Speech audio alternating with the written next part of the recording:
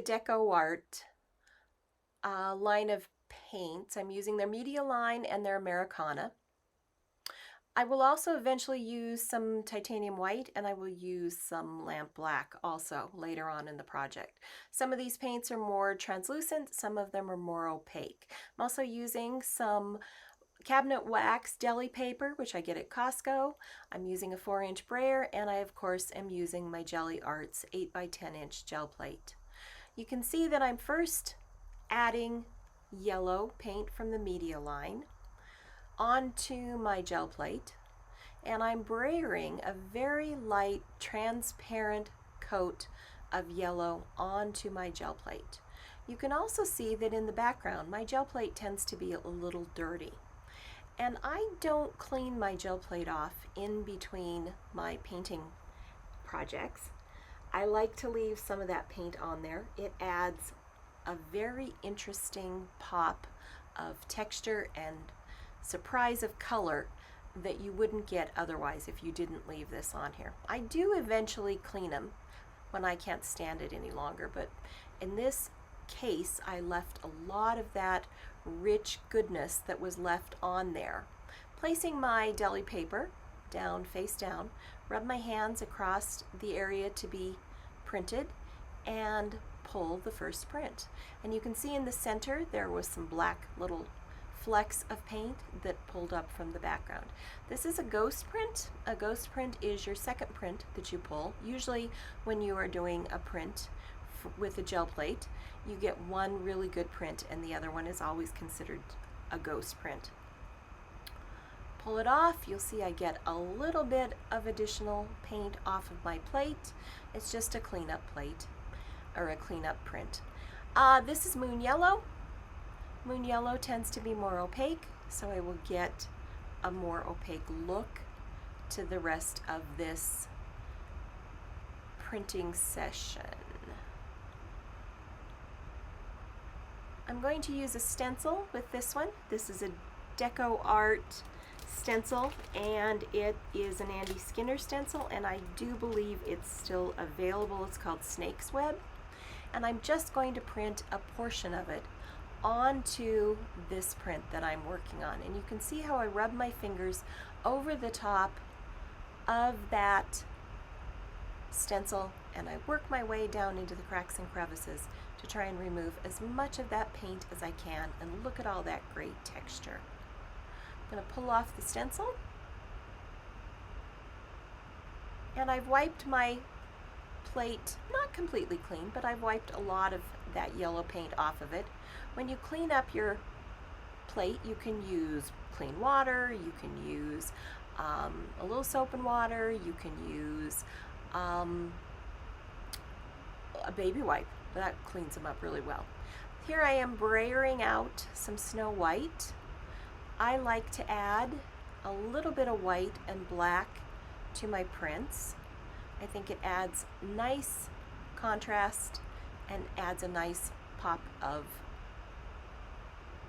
white texture. I'm using a Donna Downey stencil. This one is no longer available, but it's a great stencil. You don't have to use this stencil. You can, any circular stencil you like, any shape stencil you like. You do not have to repeat exactly what I'm doing. The point of gel printing is to use what you have and go with it. There are so many different things that you could use for texture. I'm just using stencils for this project. You can see how a lot of that paint removed onto my deli paper. Printing some more of it, and I just hold my paper, and if some of the paint, which it did in the last section, some of the paint transfers onto the paper, that's okay. And you can see that looks kind of cool. We're building layers. You can also see that there was a like a sunburst pattern that was on here. I didn't actually like the way that it worked, and I found this stencil was very difficult to use, so I didn't include it in this video. Now I'm printing some of the negative space that's remaining on my gel plate from the last printing session, and when you pull this off, it is going to add some very interesting texture to our print.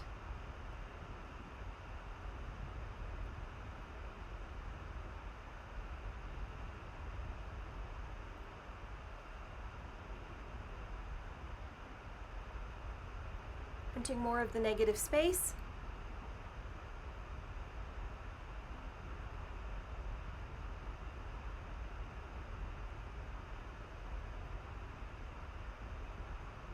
And as you can see, you don't have to be terribly precise when you are gel printing. But I think you can see how we're building all kinds of interesting layers. That's what gel printing is all about, building interesting layers. You can see that we still have much of the background that's left on my gel plate. I'm now adding some lamp black.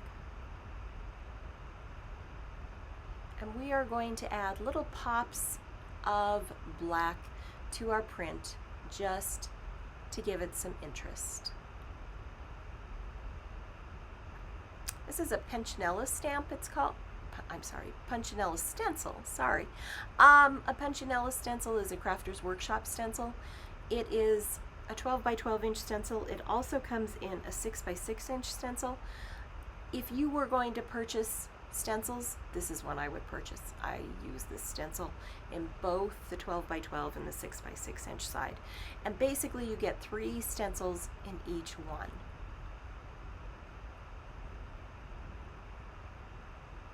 If you couldn't tell, I like circles. I tend to use them. It's a shape that I tend to use in my projects frequently. Again, adding a little bit more of a black.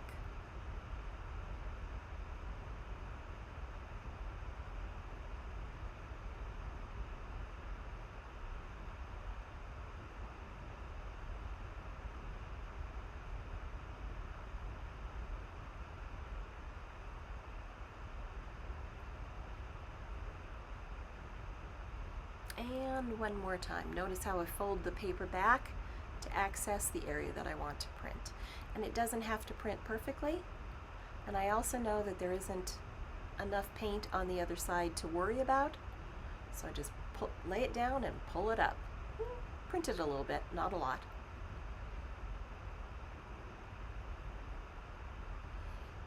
You can see on the other side where there's still the texture from some previous printing activities, and I'm now adding some gold metallic paint. Gold is another color that I like to use. I think you need to be careful with gold. You can get too much gold and it can be overwhelming, but a little pop of gold is always lovely. Using the same stencil, the Punchinella.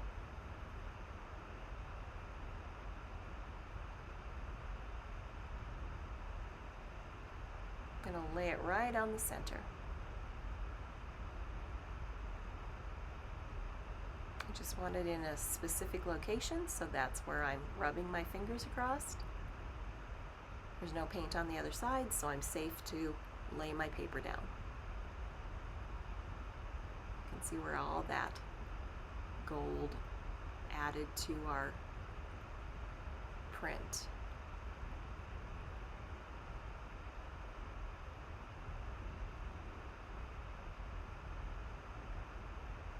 And a little bit more gold.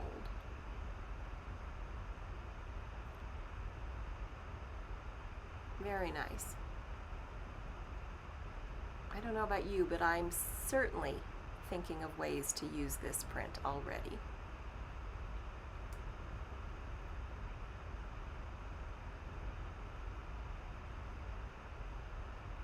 We're going to add a little bit of honey brown.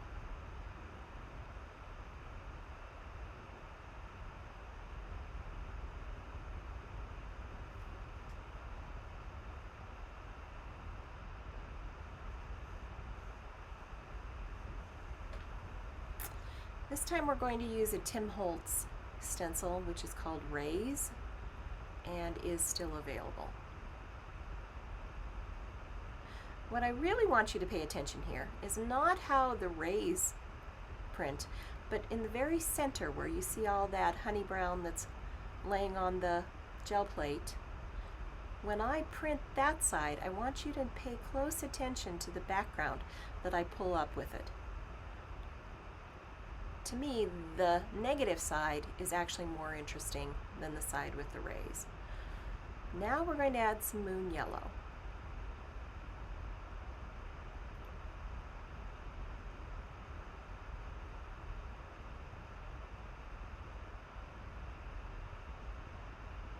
and that same Donna Downey stencil, which is no longer available. You actually don't even need this one. Any type of circular, multi-shaped or multi-size circular stencil would work. Just adding one more layer to this one.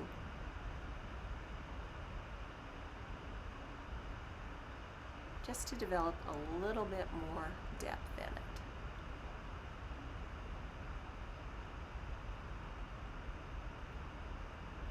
Notice the yellow that's at the bottom of our gel plate. In a moment, I'm going to move that stencil and I'm going to use that paint that's at the very bottom of my gel plate. And luckily, the weather was such that I could do this. It doesn't always happen that you're able to use this. Sometimes that will dry very quickly and you won't be able to use it.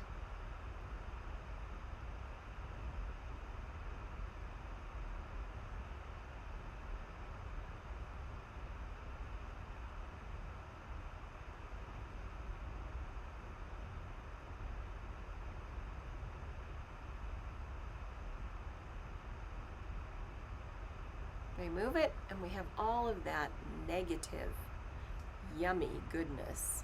I'm going to try for a ghost print on that print that I actually really love. And that one is going to be used for something. I haven't decided what yet. Rub over the top of it and see if I can pull up any of that paint. Most of it has dried by the time that I've gotten to this point, but I did get a little bit. Now I'm going to do what we call a cleanup print. A cleanup print actually takes all the paint that's on the gel plate to start with is dry. I can now roller over the top of it with titanium white and put a clean piece of paper, although I wouldn't have to. I could use part of a different print if I wanted to. The problem with that is that everything that's on the print is what I want. So I'm going to pull everything that was underneath that white paint off from a couple different printing sessions, and you're going to see some very interesting textures. Gel printing is mostly, in my opinion, about happy accidents, and this was a very happy accident.